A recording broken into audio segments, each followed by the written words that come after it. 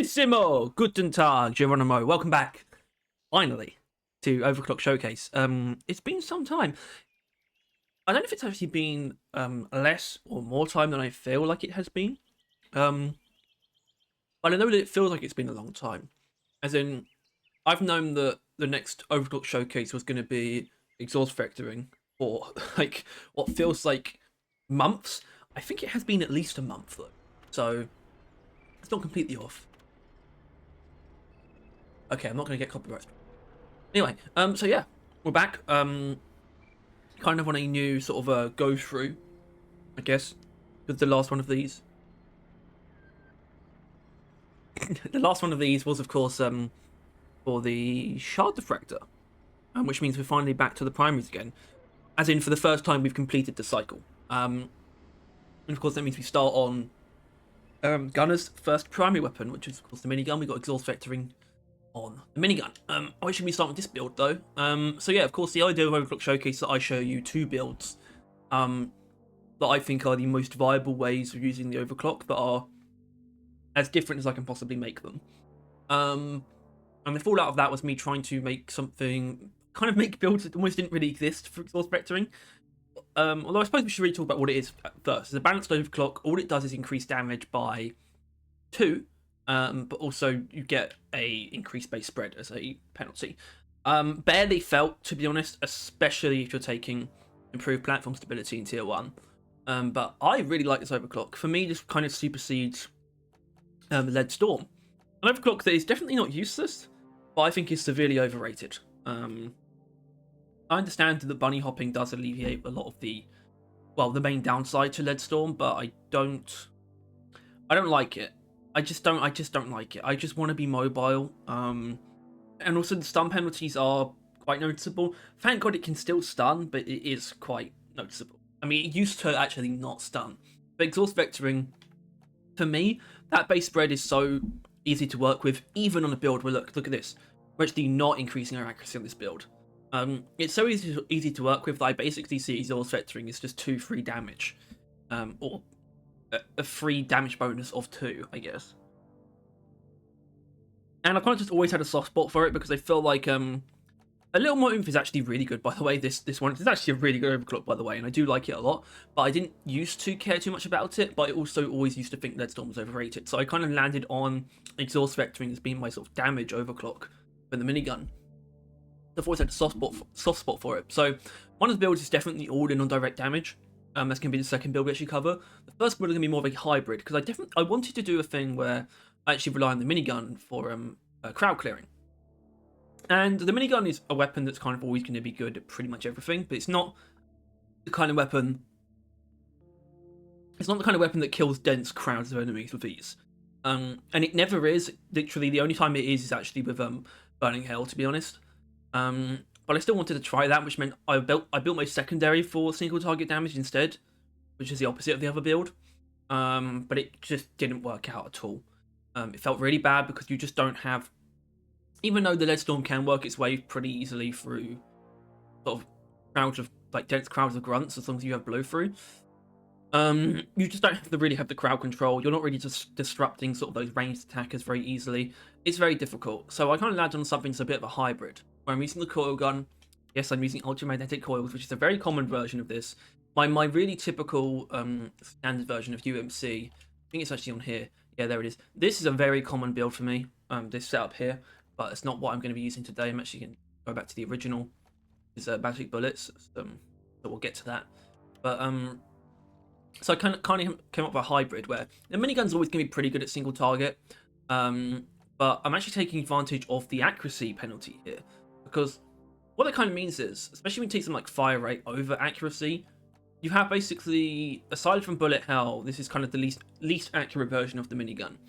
And what that means is it's actually quite good at hitting sort of enemies at close, multiple different enemies at close range, because the bullet's kind of spread out in sort of like a shotgun pattern almost. It's actually surprisingly effective at giving you better coverage than normal. Not amazing coverage, but it almost feels better without, it almost feels better with the lower accuracy. So it's kind of built for sort of generalized crowd clearing and sort of trash clear, That's kind of why I've gone for ammo instead of damage as well. The damage would still work for this, by the way. That's actually fine. So yeah, with fire rate, we've got damage, we've got blow through. That's the essential one. So spin up time, spin up speed I think is actually important for this, because you kind of want to start basically stunning the group of enemies quicker in a way. You don't want there to be any delay between them. This isn't really about sustained fire, even though it is, because I'm using Cold as the Grave, which I think you could easily replace with aggressive venting in this case. But this is still in fact, I think I had the original idea where I would probably still use hot bullets, and I will, because hot bullets is amazing. It's kind of usable in literally every minigun build, so I might as well just defer to it. I don't get much out of Cold as the Grave, even though you definitely could, but hot bullets are just going to take this even further. Yes, obviously I'm using hot bullets on the other build, but, you know, how could I not be? Also, am I using sticky grenades on both? I am. And I know why, but I actually think I can use clusters. Actually, clusters will work just fine. Clusters instead. So that's the minigun. It's kind of just like, it's going to do well, sort of get crowds and sort of trash clear. And then, weird enough, the coil gun is here for two very specific things. It's they're clearing larger groups of enemies and tiny enemies as well, so it's kind of 3 reasons really. But also stacking damage over time against bigger targets. This is taking advantage of a change that happened, I think, during... I think it was actually the November maintenance update. God, I miss maintenance updates. When they made it so that the coil guns trails stack damage. And as such, we're actually not using electric trail. We're just going for full cover, because electric trail doesn't stack damage. We're just going for full coverage. So, but the largest area of effect for the trail and duration possible. So that's where UMC comes into play, but also this upgrade and this upgrade. It's the longest lasting trail and it's the widest possible. So we get full coverage for as long as we can. Kind of just overall increases our damage over time against everything quite easily. Control magnetic flow is just obvious. I'm pretty sure I still have speech impediment for the word magnetic. I just can't say it clearly for some reason. Magnetic. Control magnetic flow. I feel like it turns to mush when it's following on from another word. Anyway, and stun in tier 3, because I don't like the stun upgrade on the coil gun at all. But the reason why it makes more sense here is because when you don't have electric trail, using fear is actually kind of bad, because the enemy so quickly run out of the trail. Even though the fear is a lot better, especially if you don't care about that. So for example, if you're using it for single target, use fear, because it becomes an effective crowd control tool anyway. And then should be shockwave. Absolutely shockwave. And yeah, that's kind of that. So yeah, it's very simple. Both weapons kind of take care of most things together. We usually start with the coil gun and then use the minigun for cleanup against all types of targets. And it kind of just works well. And exhaust vectoring is kind of just there as a supplement, but also, in this case, genuinely, to actually make it less accurate, which kind of makes our close range capabilities a bit better. Because the bullets, like I talked about, the bullets kind of spread out in a more useful way. It's really weird. Anyway, so let's just dive into this sort of mission I've got lined up here. So, sort of maximum length point extraction. Got a standard hazard 5, more enemies. Should work out. I'm going to try and increase brightness on face cam, because I look like Two-Face at the moment. I guess that's kind of like, it's too much, but also not too much. I'm gonna leave it like that. Actually, that's fine. Anyway, so hello. Now I'm in the light. How's everyone been? Hope you're excited for Roll Call. I'm sure the closed alphas should be starting. First closed alpha playtest should be starting very soon. We'll see if we either of me and Tyler get in. Although we don't really know how we're gonna play it if we do get in. So what is that? That's not anything of note. Just enemies. Anyway, well, obviously one of the reasons it's been a while is because I haven't been at home. Last week I was, actually the week before last I was on holiday. So yeah, I'm a bit rusty with Deep Rock, to be honest. Hopefully it won't have too much of an effect. When am I gonna blow these up? I'll blow these up. Oh well, like I said, I'm rusty. That was actually, so I think that was actually the Coil Gun's Shockwave did that. It's kind of interesting. It basically set off one of the plants I wasn't expecting to be set off at all. So that was, well, it was definitely my fault. I can tell you that much. Gross negligence, if you like. It's an accurate phrase to use here.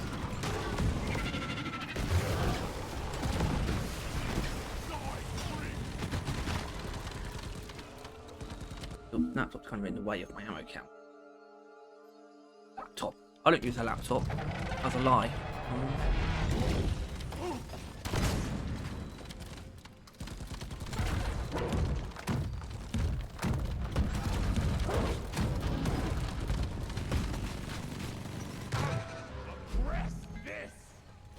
Yeah, I think you can already see how we're sort of comboing to kill sort of tankier targets, and just how you have to do things. Okay. Right. Why not?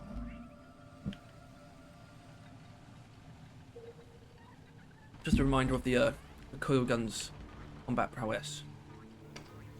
Also, no, I'm not going to be killing the bunny. In fact, I might not even do the secondary objective. My part of me is like wondering, just in general, if secondary objectives is something you need to start like letting go, or be comfortable letting go, because it's just not vital to like what I'm doing with Deep Rock at the moment, where it's just videos. So I don't need the XP, you know. Although I kind of do, because I kind of want that my level to get as big as possible. Size matters. Yeah, also coil guns are just going to remain really good at doing things like that. It's always going to be really good at just sort of taking care of these sort of low HP priority targets. Heave Leech is always a perfect one because you don't move. It's always a really easy thing for the coil gun to take down consistently.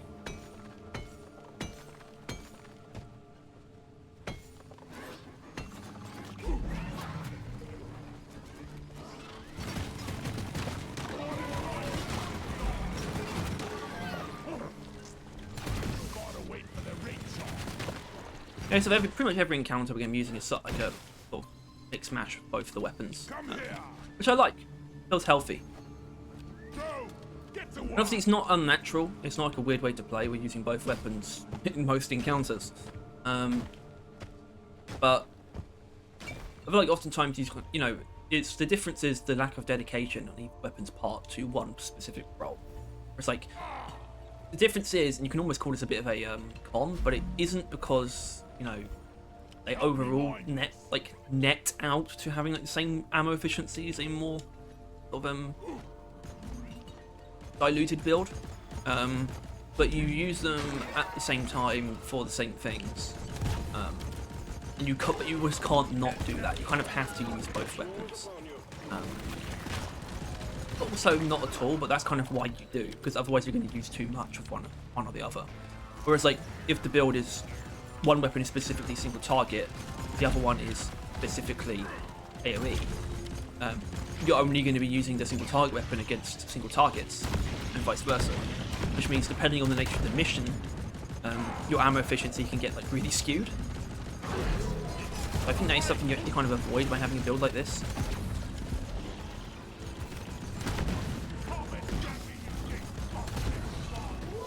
Yeah, obviously it's very strange for me to be using, basically, honestly, kind of using the coil gun without electric trail is weird for me. I mean, I need to think about finding some health. Just I got caught by the slashes without shielding out there. I can honestly say that's the kind of thing. This is the kind of thing that will not happen with if you use fear trajectory on the coil gun instead. You just keep everything away from you so easily. Obviously, there is a reason we're not using fear trajectory. Whether I like it or not, this is the path I've chosen. So.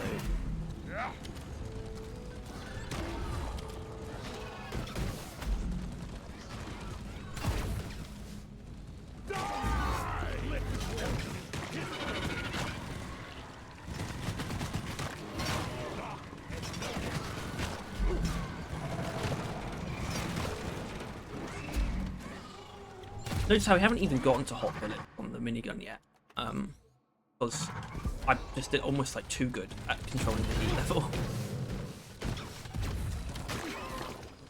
But yeah, this put my foot on the gas. I think I need to sort of be a bit more decisive in whether or not I'm actually going to finish this secondary objective. There could be a difference between finishing the mission and not. Honest. Okay, good. Great work there.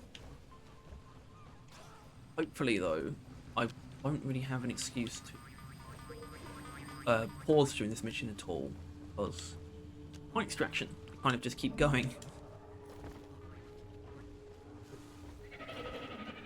The ideal. Yeah. No, that's not clean enough. I will take one of the. Oh. Hello. Hello. Oh, did it again.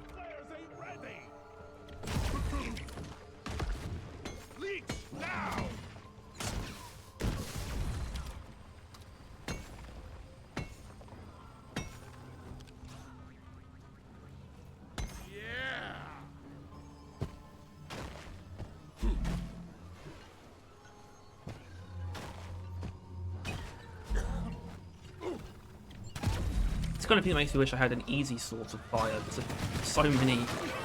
Actually, if I can do it. So many of those things begging to be ignited. The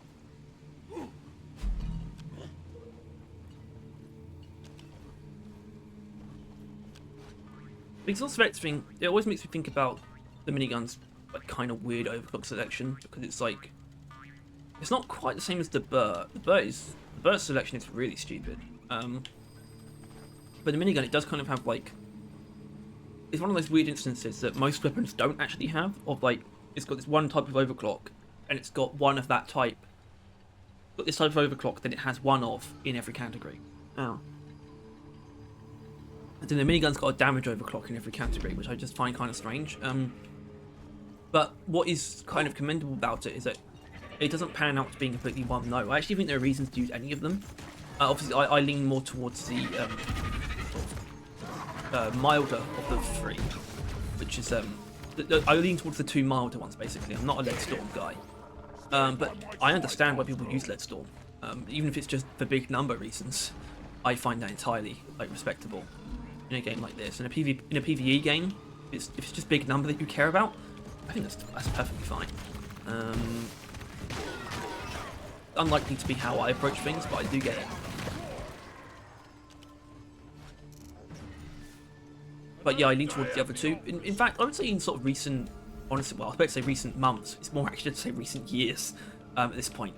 I kind of lent a little bit towards a little more oomph, which is the clean one, because I find that spin up time really nice, and I could kind of combine that with the damage.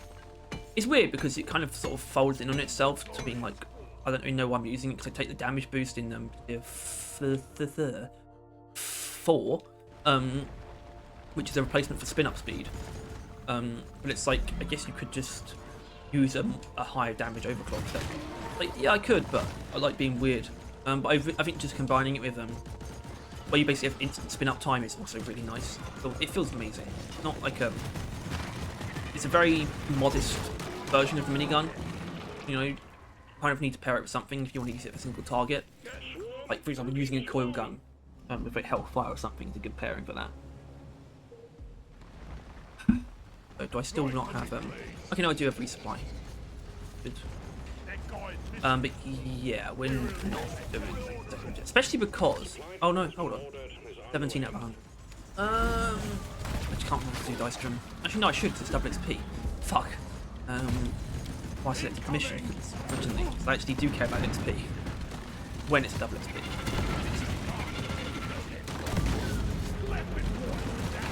Right, now we're at hot bullets stage. It'll be a lot easier.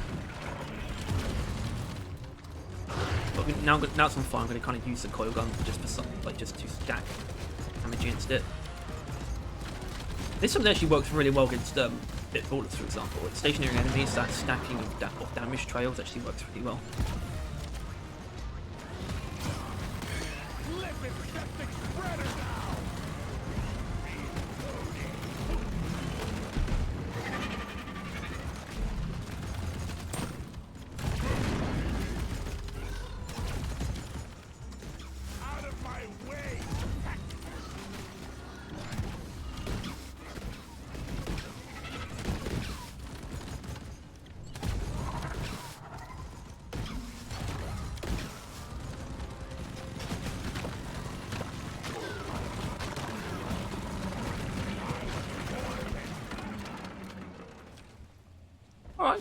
Yep, that's kind of in terms of just general operation of build. That's kind of how I expect it to feel.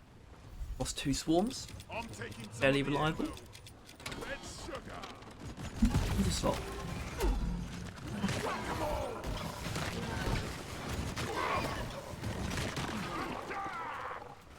Yeah, and also the difference here between using electric trail and not using electric trail is that it's less reliable. The trail itself is going to kill grunts, for example, because even though it has enough damage, because the stun isn't as reliable and because there's no slowdown on the trail itself, they have a much higher chance of escaping the trail.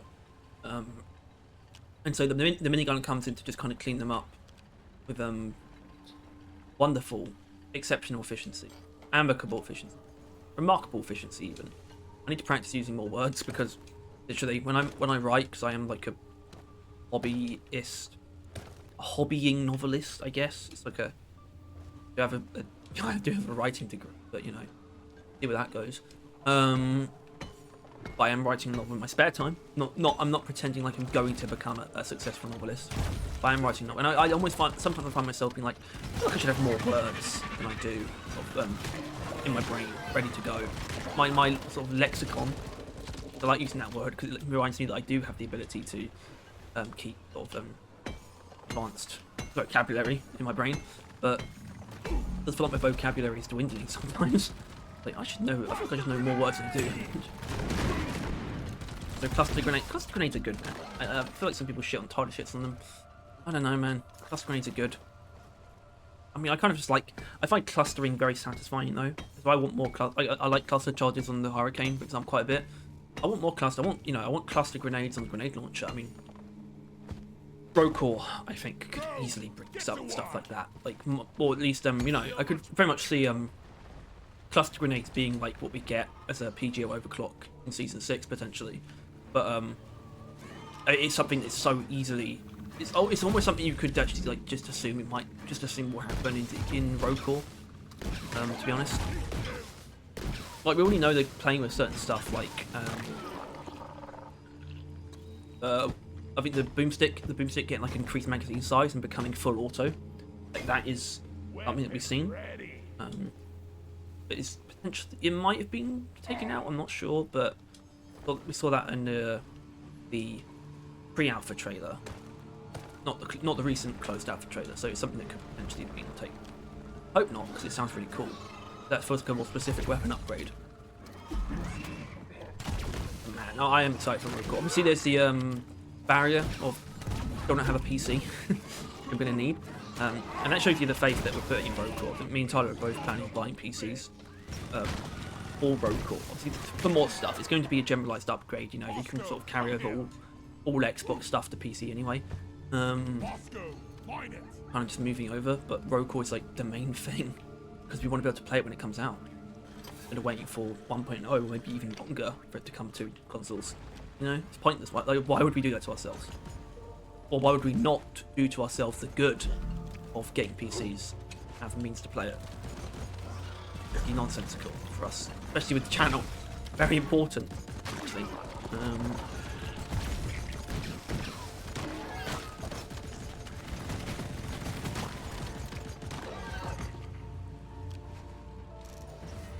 But I am really excited for it. We saw stuff in the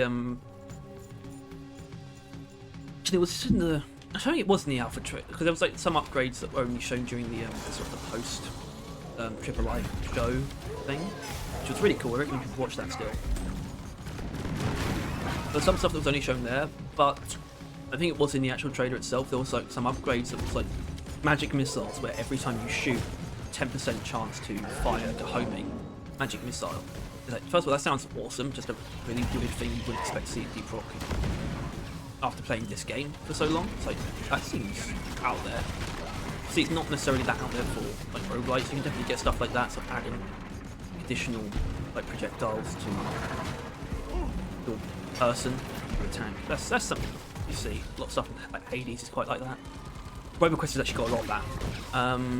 But it's still really cool to see, and it just sparks you, like, you know, it ignites the imagination. It's like, oh, if it's a 10% chance every time you fire, I can imagine like fire rate upgrades and high fire rate weapons being perfect, preparing for it, because We shoot so many more magic missiles.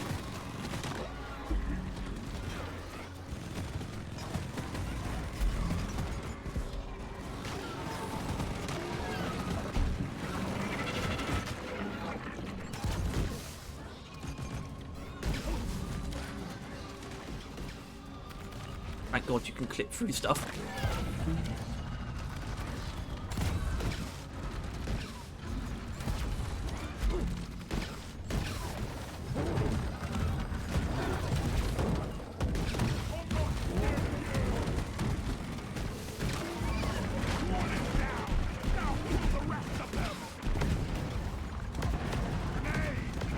Actually, a lot of them, isn't there?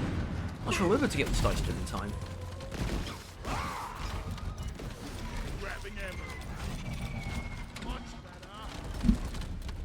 No.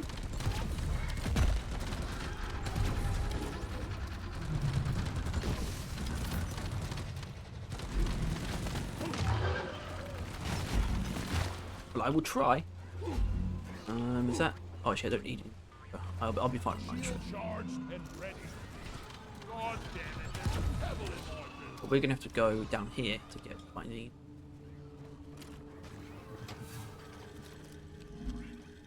I've been down that path. I don't think I have actually. It's just been mostly uncovered by being near it.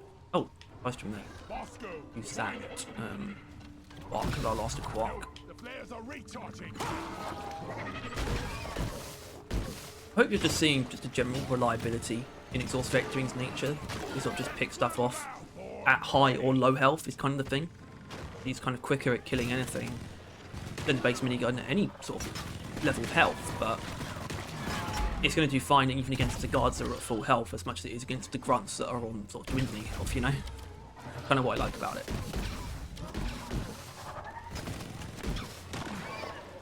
It's an overclock that's never sort of on the back foot.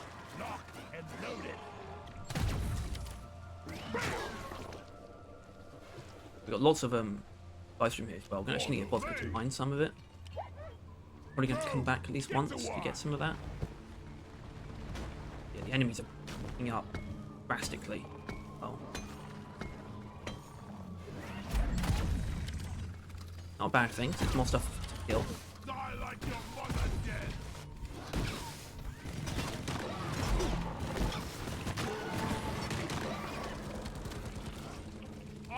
Okay, actually, yeah, I know there's enough actually to dice from around now, really, so I can just let's go. Oh, I really want to see it, by the way. Mentioned it during the trailer breakdown. Please watch that. It's actually quite a good trailer breakdown. It's self-aggrandizing, but what the hell?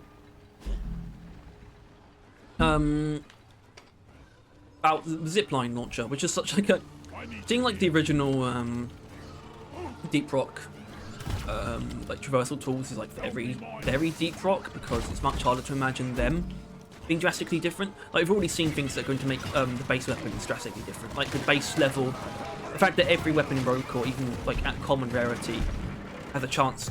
You know, it's base. Every weapon has an affix, like an attribute. Even at common, it's just gonna have one. But that can seemingly be anything. That could even be converting a lot of damage to an element, which means we're already sort of predisposed to having like just very casually. You could just get a Warthog that has like corrosive damage, like corrosion built into it, something like that. And that's already something that's quite easy to imagine for Rogue Core, but the traversal tools themselves, all we've seen is them behaving exactly the same. But it just makes me so desperately want to make sure, like, it makes me so desperately want things like zipline launcher. We put objects on the zipline, for example. Please, about time.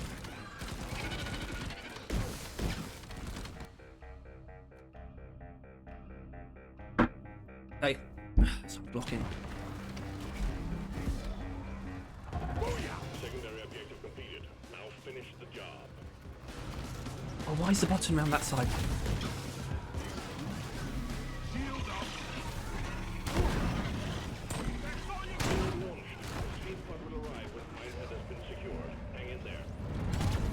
Nothing excited about Rogue Core music. Really excited. What we heard in the trailer sounded really good. I do think it's two songs spliced together in the trailer, but one of them was definitely like the Robot Getaway equivalent. which sounds really cool. Because Rock soundtrack, from what we know about it, is really just going to be like deep rocked, but genred in a more particular way that we find appealing. Which is kind of just dark, like synthwave and cyberpunk. It's like the same genres essentially as deep rock, but just dark. Like, really? Which is appealing, because I think that's kind of what we want from Rockcore. It's sort of darker take of deep rock as far as the tone goes.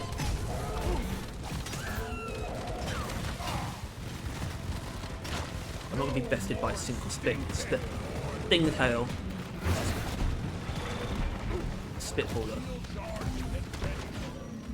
Stalker. Backlooking. Is Sugar around?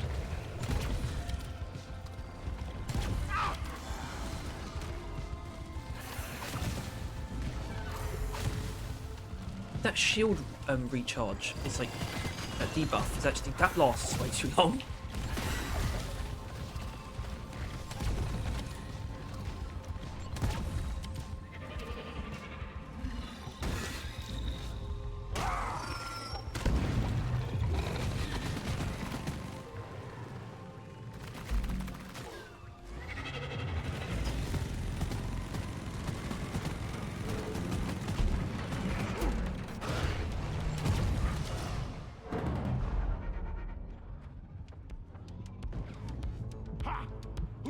Drop pod en route. Hang in there.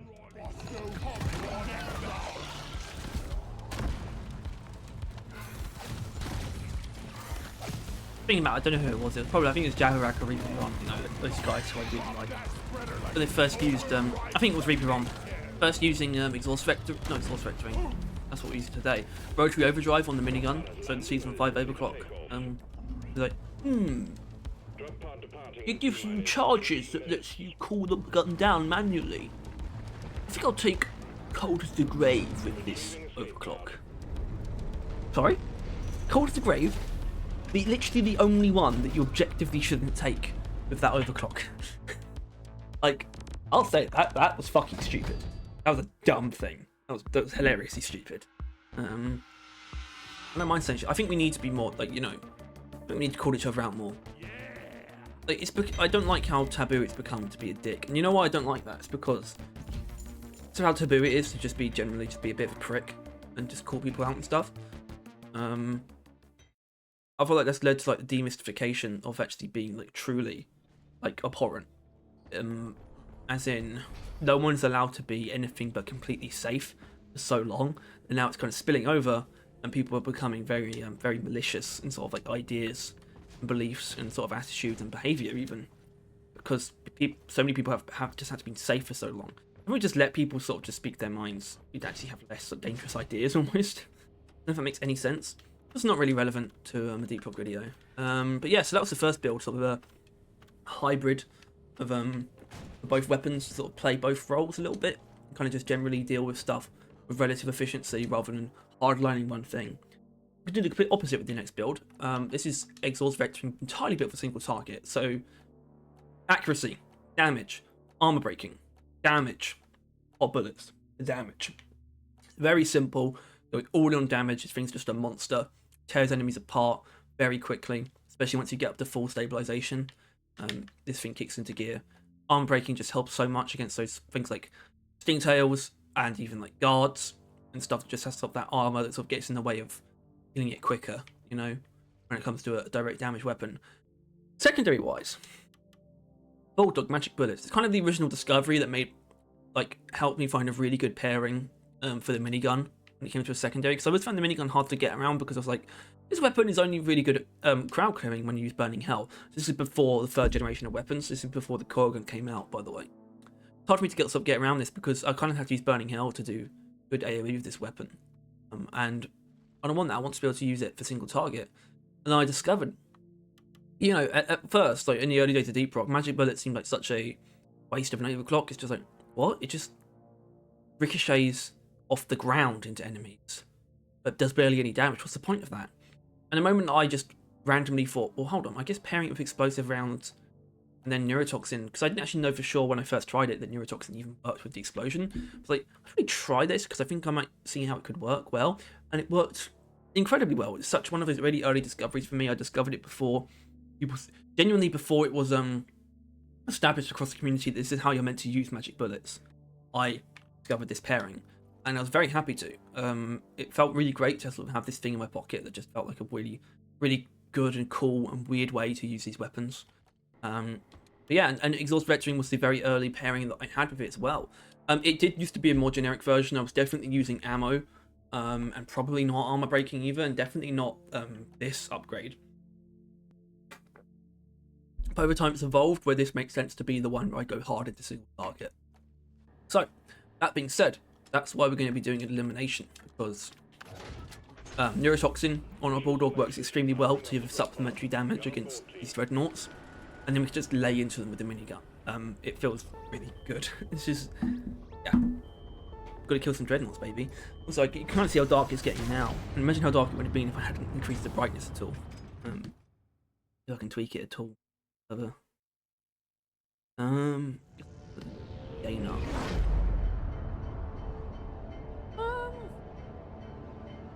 Kind of works. Okay. Hello. I might pause actually at the beginning of this, which would be fine because I actually have forgotten to cater to the wheel of fortune. Real wants to know what the wheel is. Also, actually, the grenade in this build is actually important because Sticker Grenade is a really effective, basically, Praetorian fear tool. So we can just turn the Praetorians around and shoot their ass. At the same time, I realised that is actually a remnant of a time before a certain epiphany I had. And I'm giving myself the benefit, I'm giving myself an excuse here because it's a very recent realisation, which is about Praetorians and weak points, which I'm going to reiterate here because it just gives me something to talk about. Which is just the idea of how weak points interact. A weak point damage interacts with certain enemies and weapons. So, this what I knew for a while, well, what I've known for even longer than this, is that weak points do have varying multipliers. Standard weak point is like the one you'll find in a grunt. A grunt's face, that's 2 times weak point. All direct damage done to it is doubled. And then obviously for max hair it's like 3 times, and that's something I always kind of knew. And then I found out a bit later on about pressers, probably not long after they were added, to be honest. Pressers only have 1 times weak point, which means they actually, when it comes down to it, all of the presser's weak point actually is just permanently exposed flesh. The actual only way to deal more damage to an oppressor's weak point, and yeah, I'm gonna beeline for this reader, by the way. The only way to do more damage to a oppressor's weak point is to have a weak point damage bonus on your weapon. Otherwise, you're dealing base damage.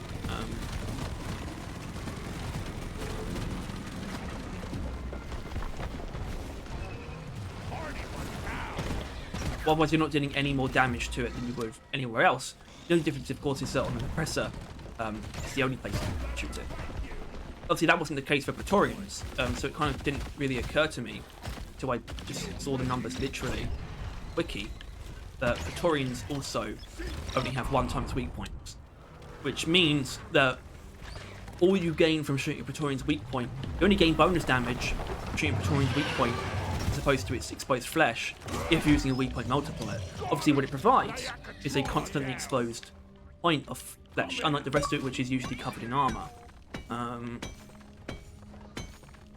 Basically, what that means is, if your weapon doesn't have a weak point bonus damage upgrade, and it has armor breaking, you don't really have a reason to shoot Praetorians in the weak point. So that's kind of what this is now. I can just shoot the Praetorians anywhere and deal maximum damage. And I'm also going to now change my controller batteries once I've killed this menace. Get him back. Yep. Single target. It's good, right? See it already. Which is why actually I'm gonna have to deal with this. Probably gonna need to deal with the Brood Nexus as well. Yeah. Bulldog's gonna handle this so easily. Issue. When it fails to. Zero.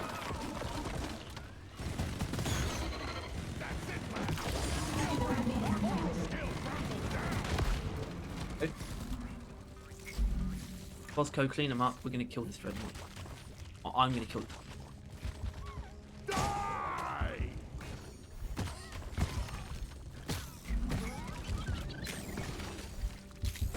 Twins?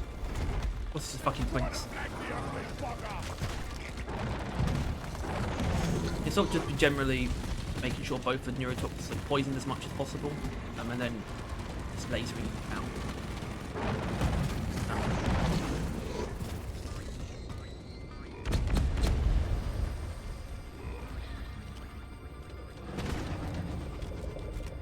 Lacerate to go.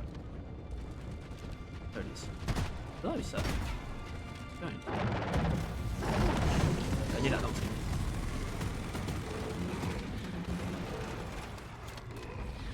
So you could ask the question of why am I, if this is supposed to be a damage build, why am I not taking fire rate from DPS? Well, it's like, I want to be able to hit things more reliably at range. We're not focusing on these sort of up close crowds of enemies. Oh, that's the Arbalest.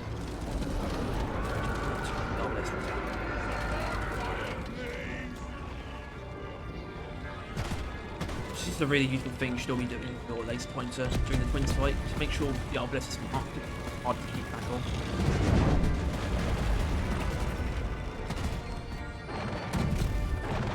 Wow, I missed that terribly. I need to put some damage on it.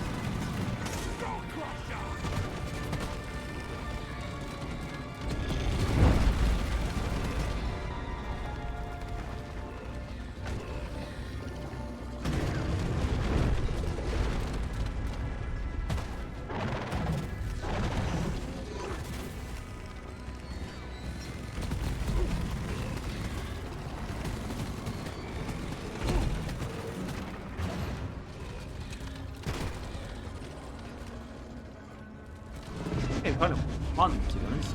That's easy. Oh shit, that should have. Okay. Where is he?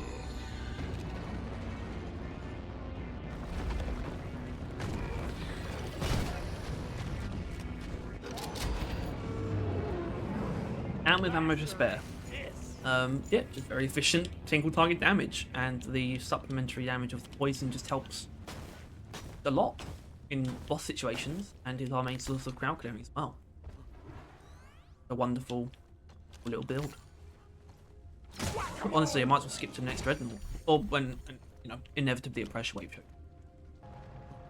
Speaking of which, I heard a grabber actually. I'm not sure if it's going to come from this way actually. It might not. Oh no, no, it definitely is. Here it is.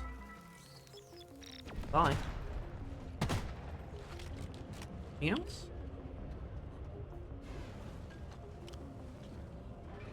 There is other stuff actually, it's just a hard time getting here. Molly is on the way.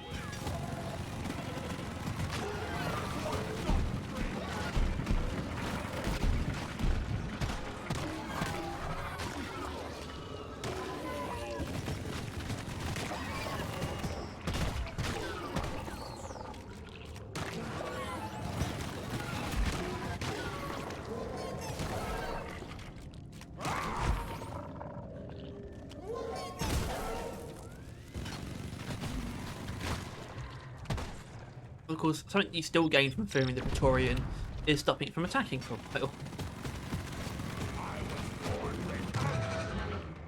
Sweet.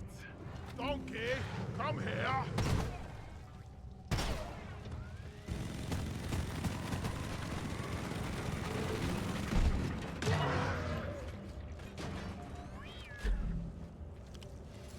That's how it's meant to go. Another day at the office. This is the kind of thing that actually makes me wish I did bring cryo rockets on Bosco, because I just want to do a really clean route next build right now.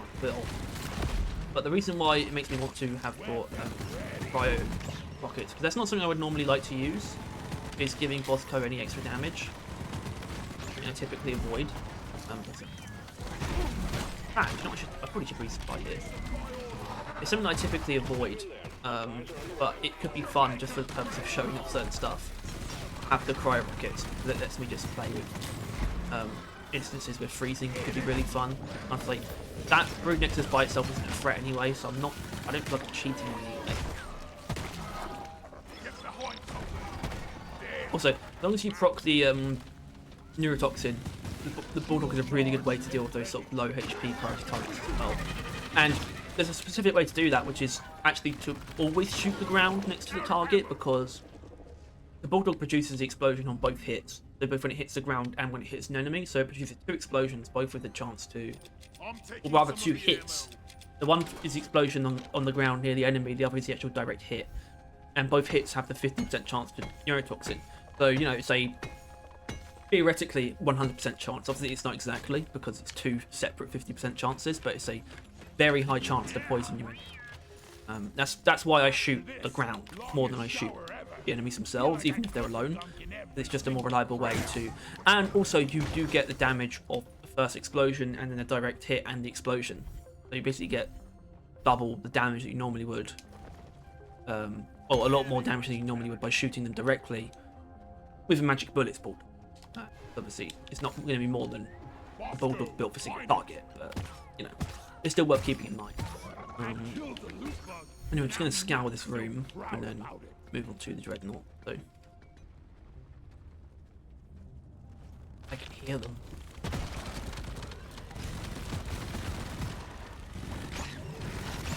Hey!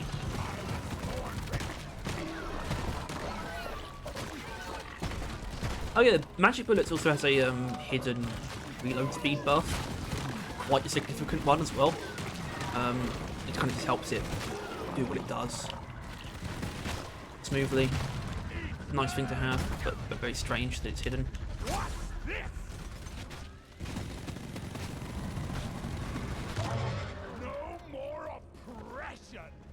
No more oppression. Yeah.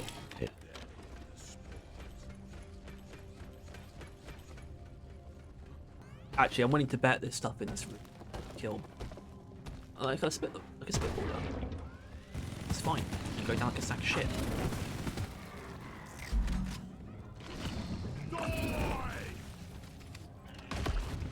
Oh yeah.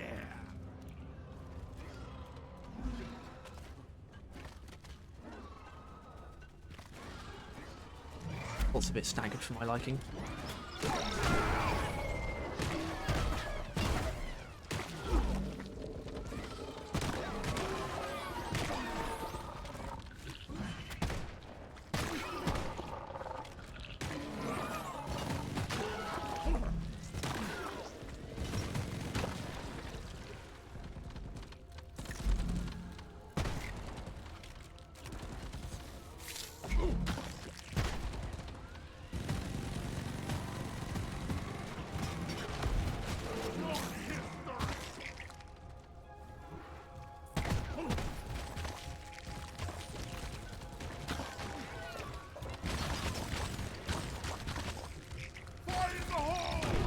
Oh, it's still feared it.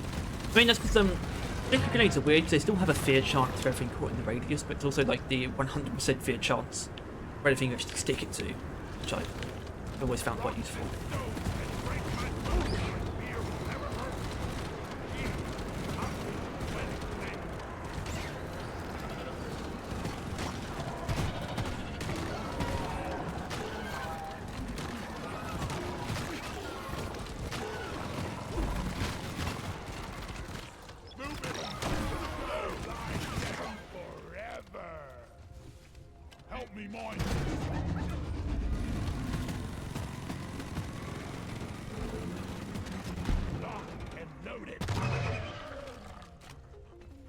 Let's actually do this. I don't think that's the prep. So, normal dread.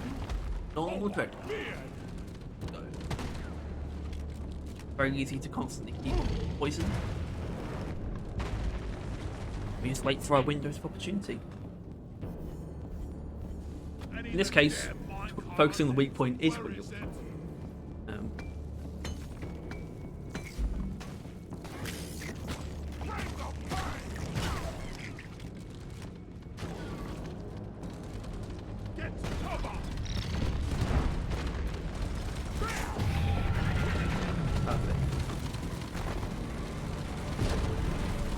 Give me a Dreadnought, let himself get damaged a lot.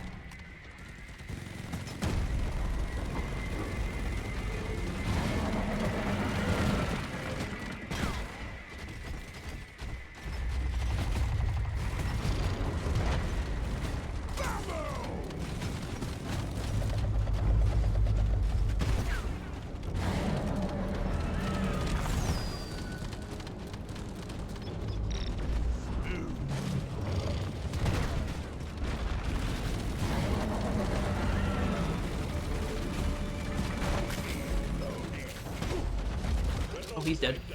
Okay, and there you go. That's exhaust vectoring. Single target and also not just single target. Kind of the two versions that we showed. Oh, I didn't actually call them resupply. I need some of that. Here we go. It's just a really strong overclock that's just good at doing a thing that the base minigun is good at doing. If you want true crowd clearing and AoE and crowd control, you gotta go for bullet hell, burning hell. But if you want something that's really good at single target, or really good at trash clear, or just really good at helping alongside a all-rounder secondary, it works very well for any of those purposes. It's really strong. I would say the downsides are negligible, and in some cases beneficial, depending how you build it. It's very simple, but very strong. It's kind of like, if you like the minigun, it's kind of for you. It's a minigun lover's overclock, really. It gives you a substantial damage boost without taking away really anything from the weapon.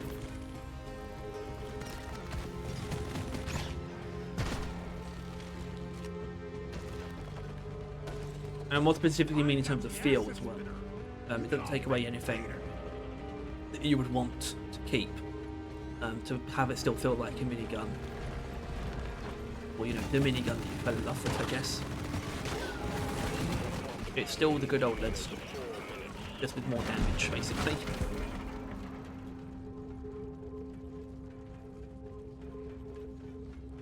And that's why it also remains very flexible. Build it however you want. You don't really lose out much by building it. It's kind of hard to build it in a way that's counterintuitive. Obviously, if you will, the only thing you'll run into is accuracy issues at long range if you don't take the accuracy mod. That's it.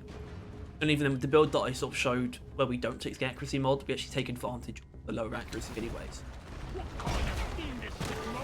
It's not like it doesn't have a downside, but it definitely outperforms its downside. And I like that. So yeah, it's all vectoring. If you enjoyed this, please to like and subscribe. If you want to see more stuff like this and you want to stand on top of everything, do a deep rock and road core. And also click the bell. And now we get to the point in the video where we find out what next week's overview will be.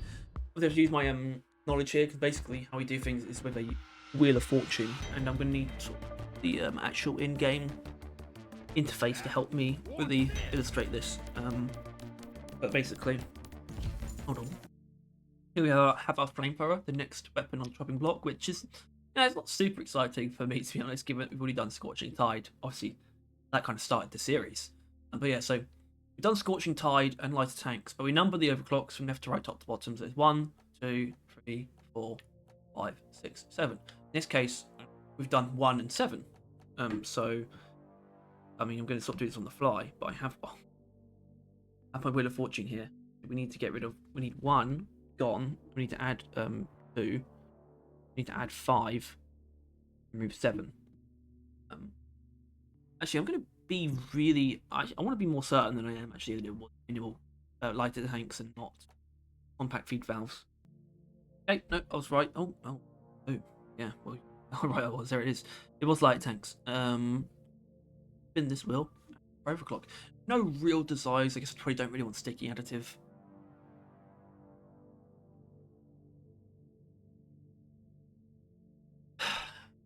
Don't let anyone tell you that luck isn't real or that fate isn't real. Just don't. Don't. Hold on. Yeah, I've got sticky additive. Great. At least I know what to do with it. That's something, but I'm not happy about it.